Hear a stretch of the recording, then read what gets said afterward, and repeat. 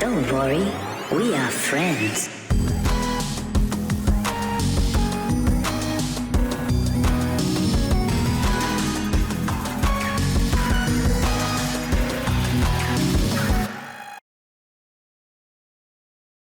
Now we are joined by Hyung from Crescent. Maybe do you want to start with introducing yourself? What got you into crypto and how did you end up building Crescent? Yeah, thank you for inviting me here. So I'm Hyung, founder of Crescent, but before that, I'm the founder of BeHarvest, which was founded 2018, starting in Cosmos ecosystem as a validator. Now we have like multiple business divisions, including like trading for Web3 protocols and also R&D supporting technologically for other projects too. So those are like BeHarvest business models. And then we have spin-off project, which is Crescent. And actually we are building new product on Crescent, which is called Flip. So today, actually, we revealed the contents for how Flip is changing the way you trade. So that's what happened today. So that's what we are doing right now. Okay, great. Could you give us a brief introduction to Crescent, how it differentiates from other AMMs in the Cosmos ecosystem, and then maybe build the bridge over to what Flip now introduces? Sure. So Crescent pioneered adapting AMM and order book at the same time. So that's a hybrid DEX on Cosmos. So we built on Cosmos SDK with also concentrated liquidity ready 1 year ago. So that was like more advancing than other projects who are adapting this kind of concentrated liquidity recently. So we were like pioneering different innovation in DeFi space to have better liquidity for different tokens in Cosmos. So Crescent is for efficient liquidity and capital efficient LP investment and like providing liquidity for traders. That's what we are pursuing. The recently we are also building Flip, which is another expansion of our financial service, which is derivatives market. So in Flip, it will be like completely different approach compared to other protocols. So I'm excited to talk more about this. Yeah.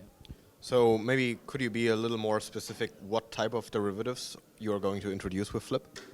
Yeah, so that's a long story, but I want to make sure that we have the right concept to understand. So like historically, like futures and options, those are derivatives, and that's like driven by government. And the government and financial institutions, they're really conservative at introducing new products. So actually, option is introduced like 100 years ago, but we are still trading the same product as like it is 100 years ago, which was created in UK. So it's really slow innovation. And actually the futures, it was like more than 300 years ago, created in Japan actually. So, but when you trade options and futures, because I was option market maker in traditional finance for 10 years before I created BeHarvest, we arbitrage between futures and combination of options. So when you buy call option and when you sell put option, then that is completely same with futures. So it means that future is just one subset of options. So we are saying that like GMX is for future and Lira is for option. That's a wrong perception from old finance. Actually, it's all options. So that's what we are explaining. And you need to generalize this option concept to exotic options and combination of position so that you can have a wider space of trading opportunity. So that's what Flip is doing. So derivatives, we are saying that it's futures and options, but it's the wrong perception and it's all option. You can create with all options, and options are the low building blocks for all the complex derivative we can trade.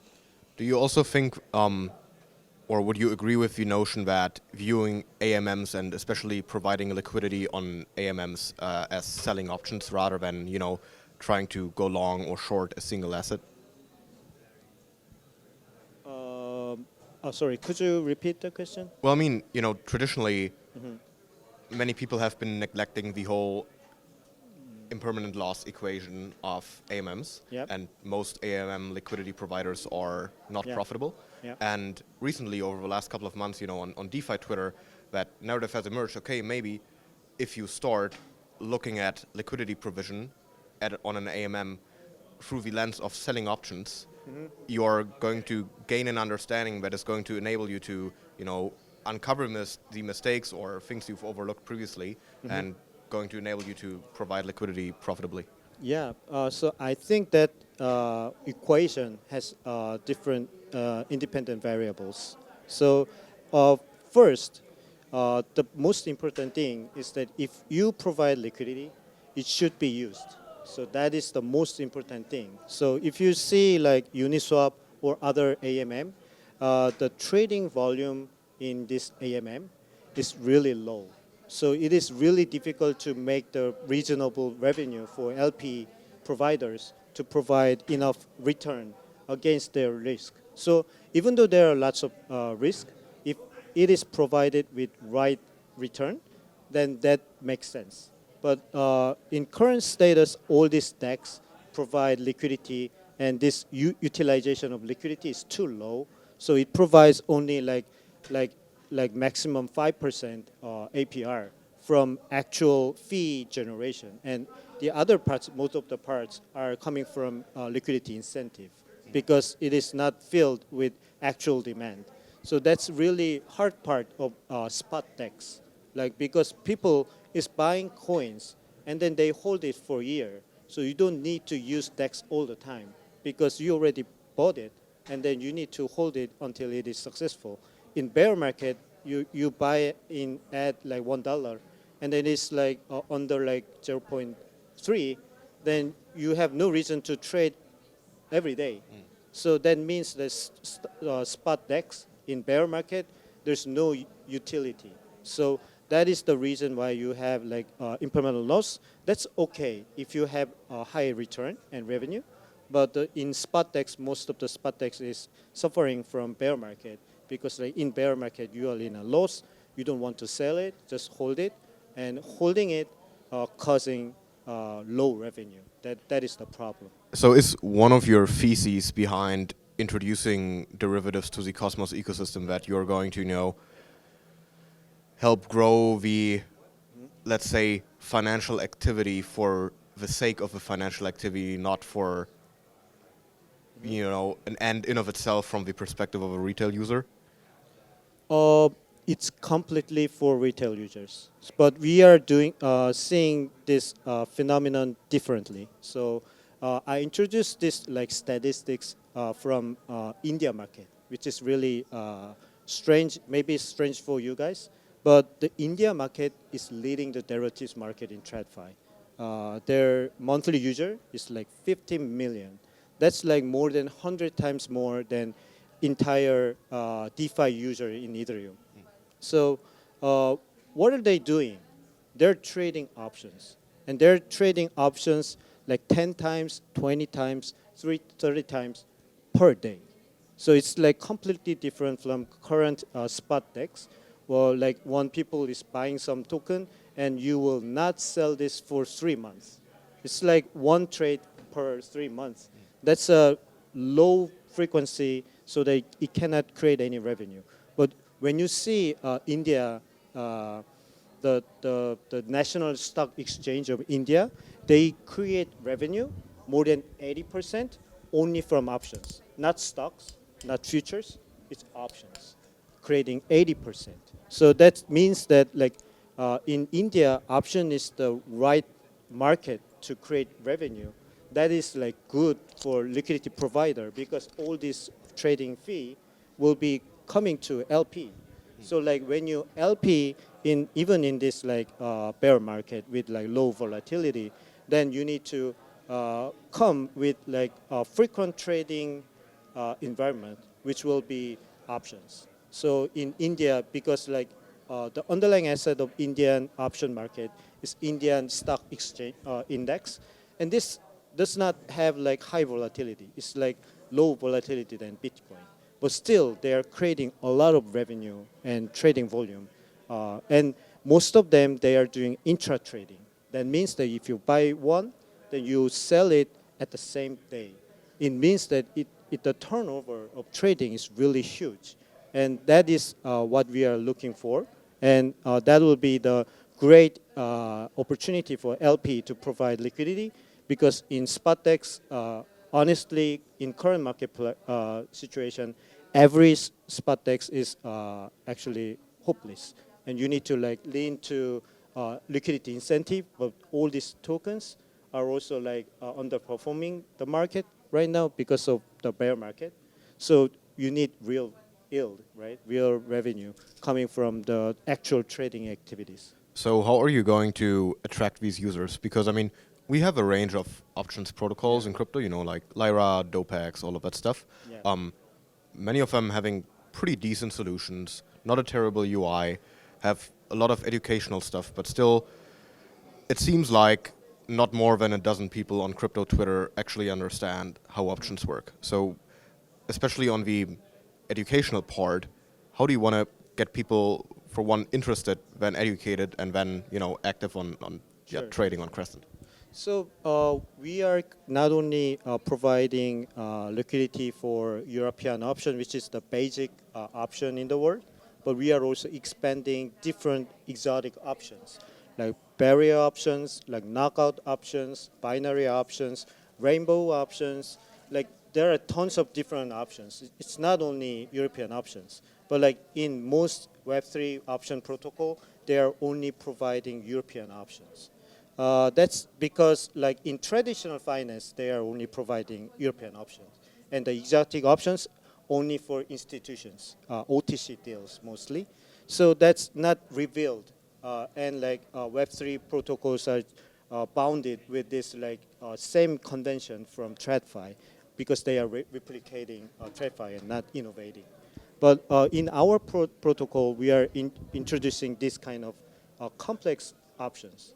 And if you want to really educate users with these complex options, you need actually master's degree to do that. It's a complex math. You need to like integral all these like functions with like normal distribution and like pi and like exponential function. It's even complex for math graduates.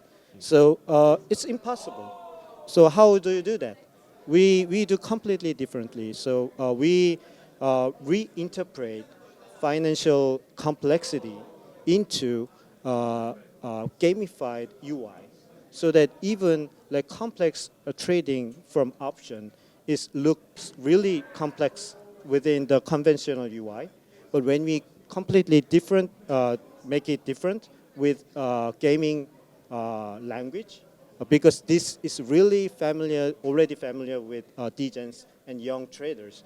And in India, for example, their like average age of traders is like 29 years old.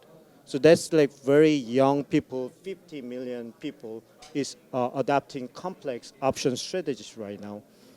So they're familiar with the mobile, all the UI, and because they are also familiar with mobile games, if we reinterpret the financial parts to a game, like mini games, like you have different mini games with different rules, even though the rules are actually more complicated than options, but they can understand intuitively with the graphic and like intuitive like motion, swiping, and like this is what happened in mobile world, like Tinder, Uber, and Instagram. They innovated. There were like application doing this kind of thing before, but it changes because like, all this UI is like as simple as possible, and they do this all the time and enjoying this gamification.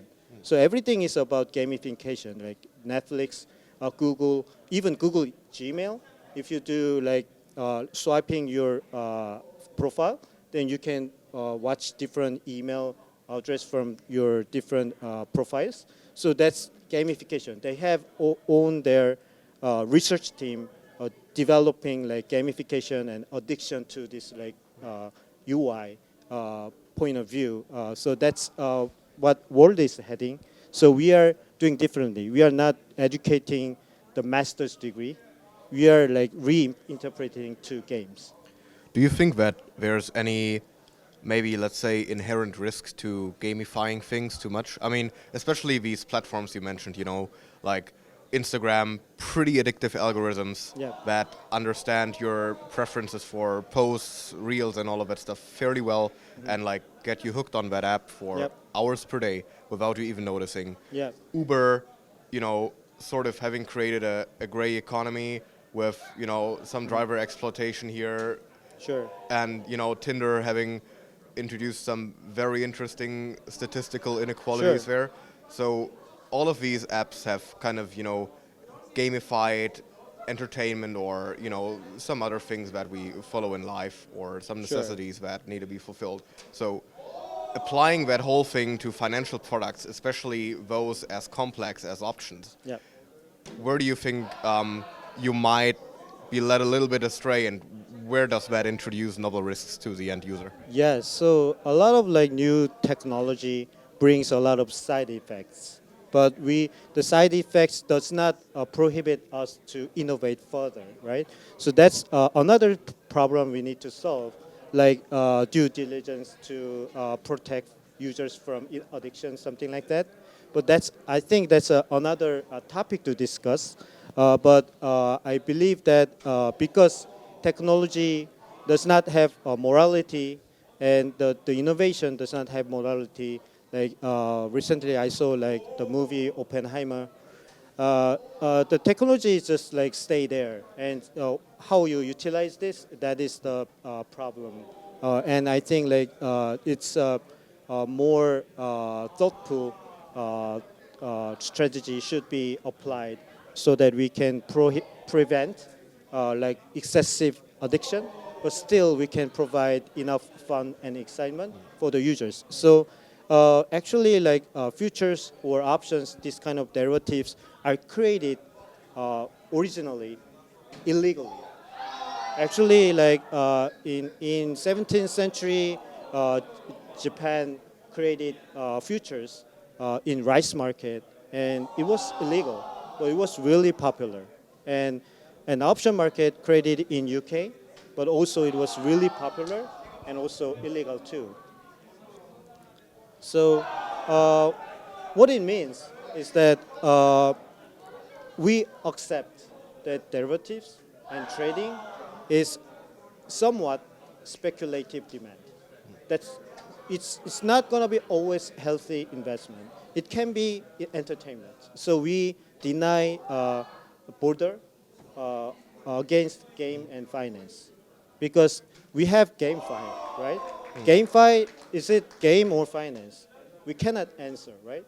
When we gamify game finance, then is it finance or game? So the border is collapsing, and the game is finance, and finance is game. So there's no differentiation anymore. So that is my understanding of the current direction this future is heading, and we are becoming a frontier to combine game and finance in one place. That is what mobile first generation is heading to. Your notion to pivot from being a more or less traditional AMM and, going more towards options, where's that rooted in? Do you think, there's a macro thesis that society overall is getting hyper financialized over time, or do you think more, okay, especially given your TradFi options market maker experience, in the traditional finance systems, there are so many inefficiencies we can do better, and that's why we should build options on crypto? Um, I don't think it's efficiency is one part, but I think that's not the entire part of finance. I think recent finance is more about entertainment and speculation, and also like path to create more wealth too. So like we are saying that the blockchain is incubated with speculation, because like when you buy Bitcoin, it's not for technology, right? Mostly you want to make money, right? So everyone has demand for successful financial investment, and that's the driven part of blockchain. So removing speculation on blockchain doesn't make any sense, because that is the resource of blockchain, and we accept this fact so that we can move forward. So that's our philosophy. After 1 year of operation of Crescent network, we figured out many things. We figured out, experienced many things about how to team play, how to understand the market, how to serve the users. But most importantly, what we found is that users are not looking only for features. They're looking for experience. They're looking for stories. They're looking for contents. And the financial product was looked as just like feature for when you leave. But nowadays, it's more like a entertainment contents, so that people can enjoy, but also can be a path to investment, but it's a hybrid way. It's not just one side, the other. All right, so going back to these more complex option types that you've mentioned, like for example, not only European options, but Atlantic options, which are not so much more complex, but then really moving into the nitty gritty of, rainbow options and stuff. Where can people learn about it and in that gamified way, and how are you trying to bring it Yeah. closer to them? So we are creating this UI with gamers language. So all these rules for option payoff will be described within a gamer's language. But also we are going to provide two different UI. One will be like default gamified UI, but the other one will be expert UI. In expert UI, you will see conventional UI, like just like other option protocol, so that if you are already familiar with options, then it can be a better language for them, because they already understand the options. So in that sense, you can use this expert mode. But if you are new to options, we can explain it much better. It will be much easier than like math. So we are doing that on the default mode, which is gamified UI mode. So I believe that we already create different example of gamified UI, and we receive like feedback from users and like potential users, and they actually love it, because it is like very familiar UI from game, and actually option rule is not really complicated. It's complicated in a mathematical way, conventional way, but when you understand this as a game, it's more acceptable. So that is what we are trying to do. So have you already launched with Flip, or what's the roadmap ahead? Sure. So end of this month, we are going to launch trading competition, so that we are going to like step by step from like traditional finance to gamified finance. We are going to like onboard users with this learning curve, because nobody's doing this. So when we do this like at one time, then it should be like too shocking for users, and users will not feel there's no financial element in there, just game. You will see that it is just a game. So it's too much for users right now. So I believe that gamification is not only about design and UI, but also the contents below that. So we want to make a learning curve one by one. If you play a RPG game, then like 10 skills at first, it's not going to happen. So one by one, you learn this skill, and then if you level up, then you will have another skill. That's a learning curve. So we are going to create this path so that users can enjoy the journey of learning options with gamers' language. Nice. So if people want to participate in the trading competition, where do they sign up? Where do they follow you? Yeah, so we have a submission site which is called Flip the Bird. So you can go to flipthebird.io. Then you can submit your email address and Ethereum address also. This is Ethereum address because we are launching Flip on Crescent EVM. So we are going to adapt Ethermint on Crescent for Flip. So the reason is that we are trying to onboard everyone available. And you can see that a lot of like DeFi users are in Ethereum. And for Ethereum users, coming to Cosmos is a painful experience. So we don't want them to install other wallets to use Flip. So that's why we introduce Ethermint on Crescent so that those like Ethereum users can onboard with MetaMask. So that's our roadmap. You can submit participation on flipthebird.io. And the competition will begin end of this year, this month. All right, great to hear. So maybe to round up our conversation, where do you personally see the biggest risks for Crescent and Flip to not meet the expected adoption and the expected user growth that you're hoping for? So like I think one risk factor will be our team is like Cosmos origined. And we have like connection and network and like capacity to reach out to Cosmos users.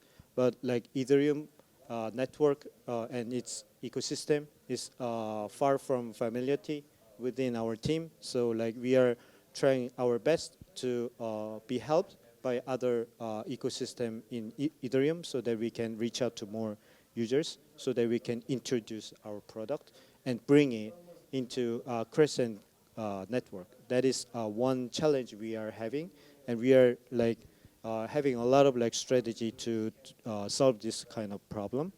The other one will be persuading liquidity providers. So we believe that because I said that the most important thing for LP is the activity, trading turnover and trading volume. And spot DEX, it is proved for several years that it's not gonna happen in bear market. So only in bull market there will be like enough trading volume and fees. But like in options, because you can long and short at the same time, even in bear market, it's actually in bear market the trading volume hike in derivatives. So to have like both spot DEX and derivative DEX is good strategy because we can get revenue not only from bear market but also bull market. So that is our plan. Yeah. Nice. I think that sums it up well. Thank you very much for joining, and all the best for Crescent and soon Flip. Yeah. Thank you.